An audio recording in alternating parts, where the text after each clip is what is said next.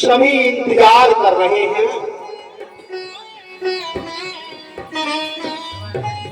क्या किया जाए। और उसी समय भगवान शिव की प्रेरणा से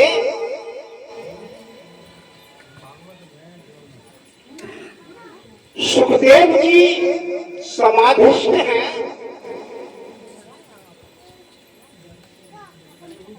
पूरी कथा समाधि पर घूमती है, लेकिन अफसोस है जगत की कथा वाचक समाधि का नाम ही नहीं आता।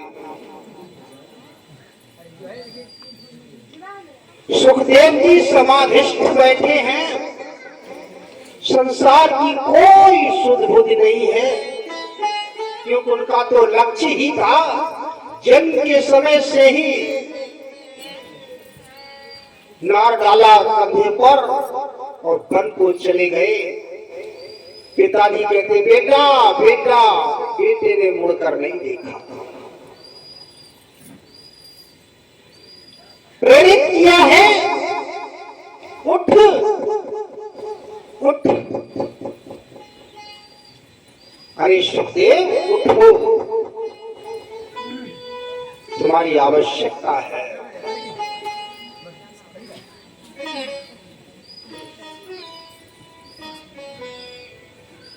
आवश्यकता है। जरूरी ये नहीं है कि जीवन में हम कितने लोगों का कल्याण करें, ये मेरा विषय नहीं, लेकिन विषय ये है कि ज्यादा से ज्यादा लोगों का कल्याण हो।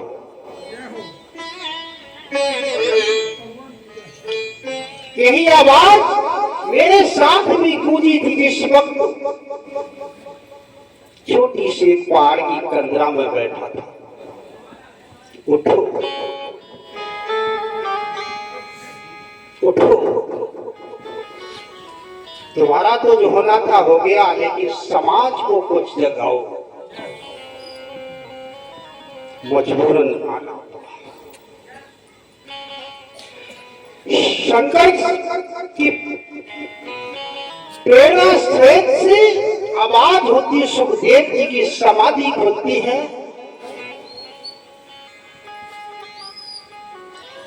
किसने जगाया? कहां चले और चल देते हैं, और कहां आते हैं? शुक्रताल पर, यहां शब्दों का जवाब लगा है। कौन है सुखदेव? सुखदेव को देखते ही सारे ऋषि मुनि संतजन खड़े होकर के स्वागत किया है। बोलिए सुखदेव भगवान की जय हो। उम्र में 16 वर्ष के हैं, लेकिन याद रखना वहां पर व्यास, पुलस्त, भृगु, अंगिरा, वशिष्ठ और पराशर तक बैठे हैं, लेकिन सब ने खड़े होकर स्वागत किया सुखदेव जी का। समस्या का अब निदान हो जाएगा, क्योंकि अवधूत आ गए, क्योंकि अवधूत का पंजा मजबूत। कौन है?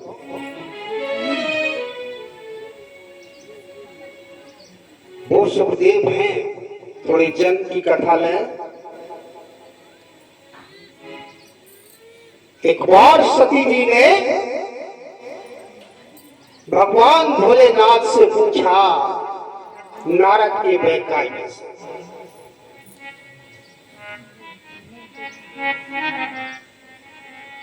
क्या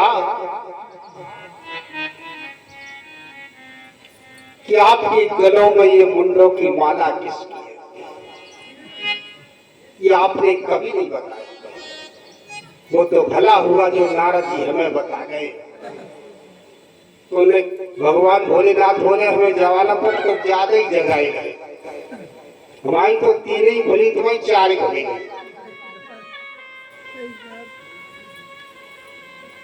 तो उन्होंने कहा ये सब तुम्हारी है, मैं इतना प्रेम करता हूँ कि जब जब तुम जन्म लेती हो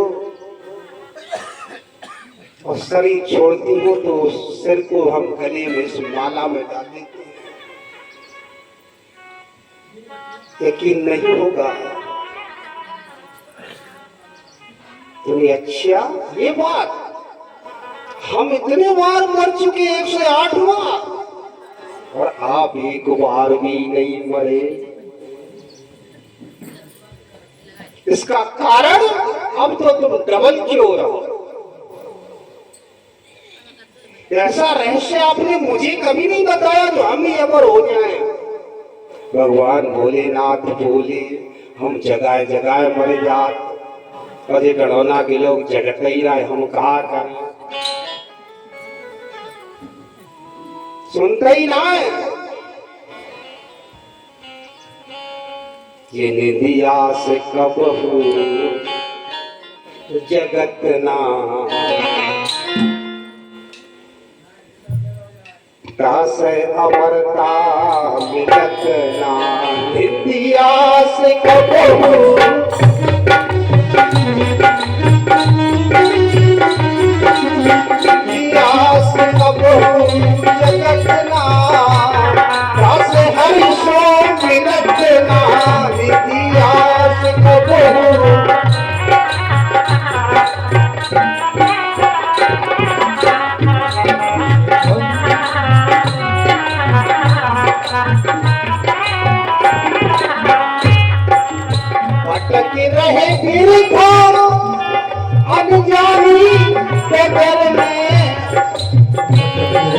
फिरता अनजानी डगरों में, भटकती रहे फिरता अनजानी डगर में, भटकती रही फिरता अनजानी डगरों में। और कहियो कहो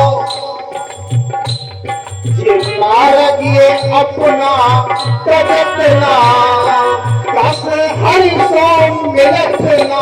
इतिहास काहे जगत ना, पासो हरि सो मिलत ना। इतिहास काहे जगत ना, काहे राम भजत ना।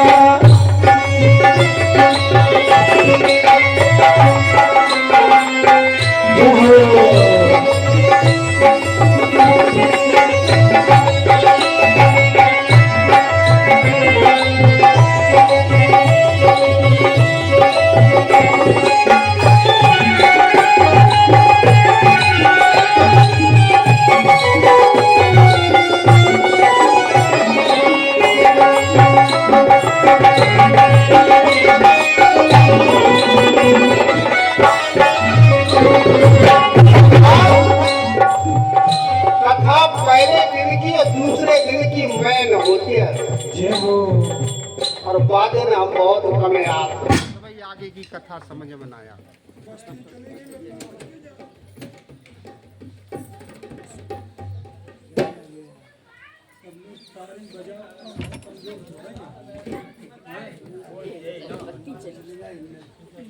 तुम तारी छोटी हो, थोड़े दिन जियो, हम कुल दिन जिए, कुल छोटी हो, हम तुम जरूर तारी बजाओ। ऐसा लगा मैं ये आगमन नहीं दी करियो दोबारा। फिर बैठ ही ऐसी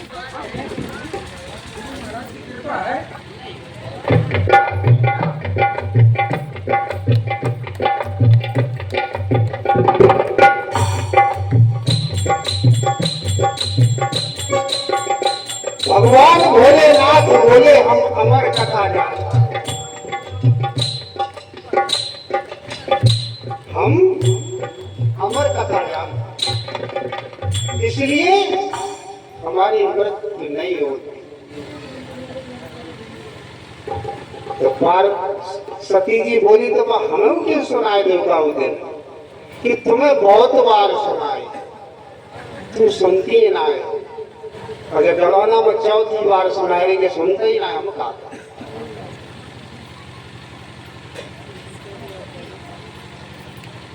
जब जब सुनाता हूं आप सो जाते हैं। सुनिए ना एक बात कि नहीं अब अगली बार हम सुनेंगे, तो सुनो, हम तो तैयार ही रहते, कोई सुने तो। देखा कैलाश पर्वत पर कौन है? कोई है तो नहीं, क्योंकि कथा इतने जन्म बनाए सुनाई जा, कथा एक पे एक सुनाई जाती, कोई थर्ड पर्सन कोई ना हो, थर्ड पर्सन कोई नहीं होना चाहिए। चारों तरफ देखा कोई नहीं है, कथा शुरू हो गई, रात का समय है। अरे ऊंचे ऊंचे पर्वत भोले शंकर बैठे आसन पर, हमारी कथा को लगे सुनाने, गौरा की भरताल उमा के पड़ गए सोता, करा तेरे सोता, हो उमा के पर गए सोता, भूखरा तेरे तोता, हो उमा के पर गए सोता, भूखरा तेरे तोता। तो कोई नहीं, अंडा पड़ा था एक घोंसले में, और जो कथा सुनी अंडे से बच्चा तोड़ के बाहर आ गया, चुपचाप कथा सुनने लगा। सती जी तो सो गई, उनकी कथा बंद हो गई। कथा की शर्त होती है कि कुछ रिएक्शन दो, जयकारा बुलाए जाए तो जयकारा बोलो, कीर्तन बुलाए जाए तो कीर्तन बोलो, हुंकारा दो कि हम सुनते हैं, और हुंकारा खत्म और कथा बंद। तोता ने सोच की तो सो गई और कथा बंद हो गई, तो हुंकारा तोता देने लगो।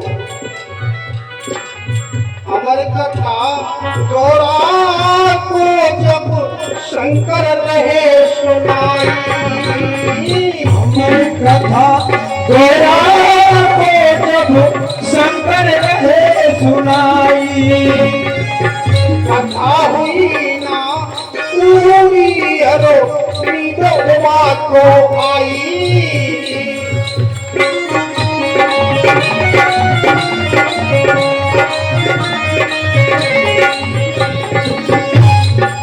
मालूम नहीं पर शंकर को तोते की हुंकार उमा के पड़ गए तोता, बड़ा गए तोता, हो उमा के पड़ गए सोता, भूखरा तेरे तोता, हो उमा के पड़ गए सोता, भूखरा तेरे तोता।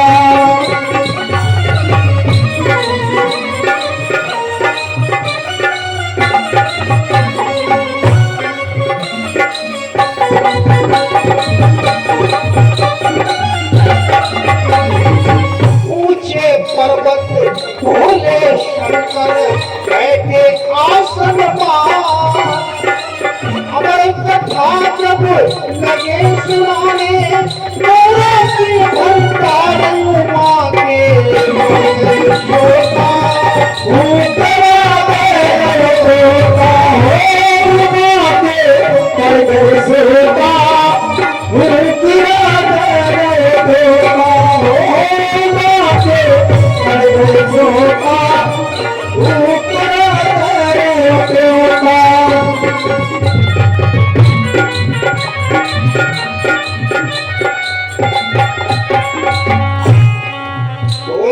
रथ ने हिलाया, सती सती सती एकदम चली। कथा कहाँ पहुंची? कथा तो भाई है, हमें तो पता ना। क्यों आए तुम? कहाँ थी? कि हम तो सोई यही थी। कि फिर कि कथा कौन होगा, कौन दे रहा था? जरूर कोई कैलाश पर्वत पर है। और हमारी इतनी नींद, हम सनातन धर्म के इतने नींद वाले हैं, कैलाश पर्वत चीन ने छीन लिया और हम हिंदुस्तानी सोते ही रहे, आज तक ले नहीं पाए हमारे शासक देश के। ये नींद का परिणाम है। नींद में सब कुछ चला जाता है। और मालूम है तत्काल प्रधानमंत्री नहरी ने कह दी वो तो बंजर भूमि है, आपको क्या है? बंजर भूमि को समय दे दो पूरे हिंदुस्तान तुम्हारे नेताओं। नींद से करा जागी, मन में सोच करे अति भारी। गौरा जागी, मन में सोच भारी। बोली प्राणपति से प्रभु लग गई आंख हमारी। बोली प्राणपति से प्रभु लग गई आंख हमारी। आधी कथा सुनी है हमने, आधी सुनी उच्चार वाके पड़ गए छोटा, उनका दे छोटा है, वाके पड़ गए छोटा, उनका दे छोटा, वाके पड़ गए छोटा, उनका दे छोटा।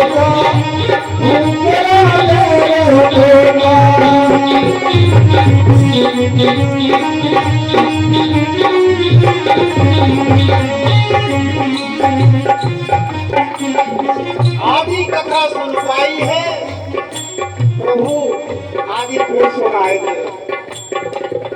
नहीं गया वक्त लौट के नहीं आता, आते नहीं, अरे आते नहीं दोबारा गुजरे हुए जमाने। आते नहीं दोबारा गुजरे हुए जमाने।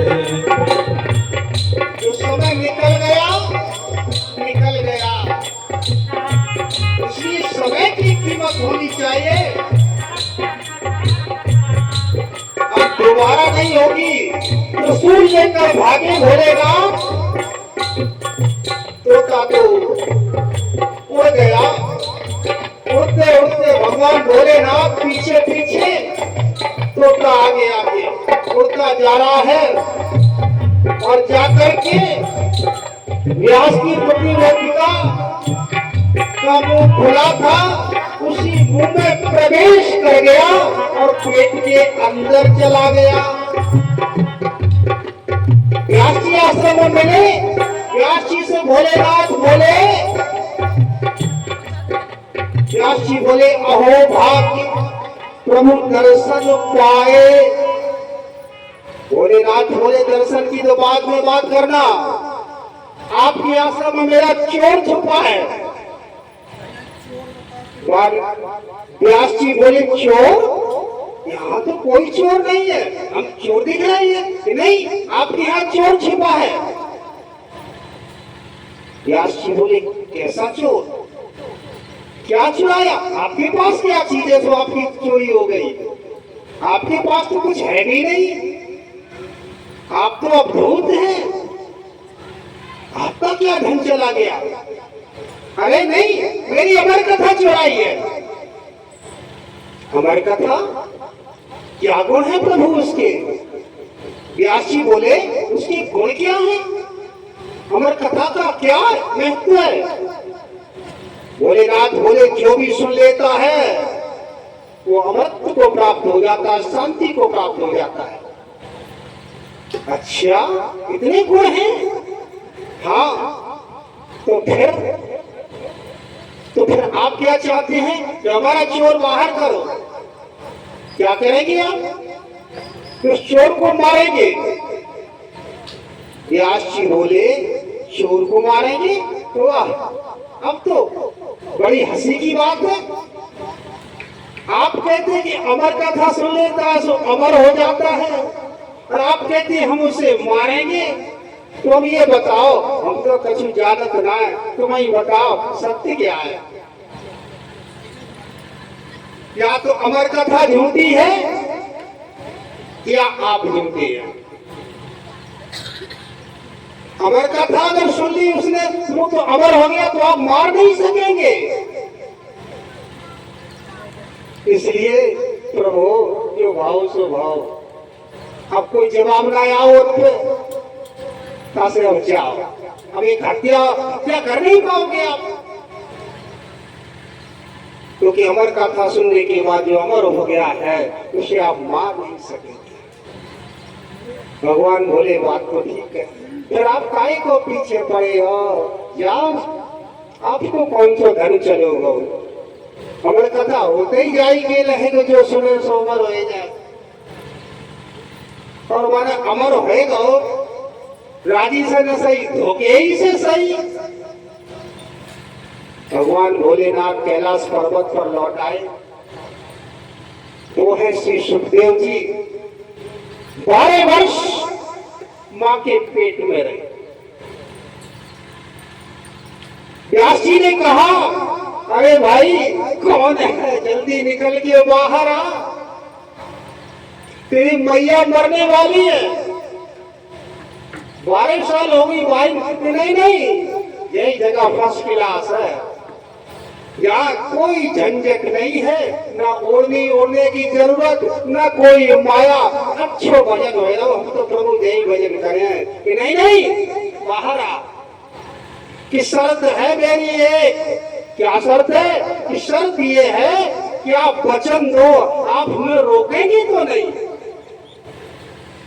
हम भजन करने वन में जाएंगे एकांत में।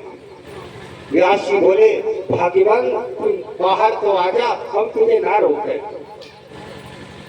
और जैसे ही सुखदेव जी पैदा हुए, नार कंधे पे डाला और जा रहे हैं जंगल की तरफ। व्यास जी पीछे पीछे, बेटा अरे सुन दो, बात तो सुन। ना, आपने मुझे वचन दिया था, हम नहीं लौटेंगे, हम तो चले। वो व्यास जी के पुत्र सुखदेव आज वो है श्री सुखदेव जी, जो पहली बार सुखताल पर संतों के बीच में पधारे हैं।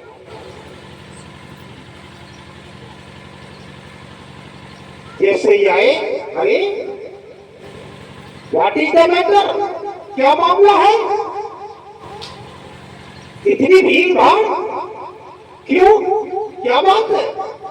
अपने सुखदेव जी को तो कुछ पता नहीं है ना। संतों ने बताया, हमारे भारत का जो सम्राट है ना, पांडु वंश का धर्मावतार श्री परीक्षित, हाँ तो क्या हुआ? उसको श्राप लग गया है। श्रृंगी ऋषि का कि 7वें दिन तक्षक आएगा और उसकी तक्षक के काटने से मौत हो जाएगी, अधोगति मिलेगी। उस विचार विमर्श में हम सब लोग बैठे हैं। प्रभु अब अच्छा हुआ आप आ गए हैं और आप समाधान करें।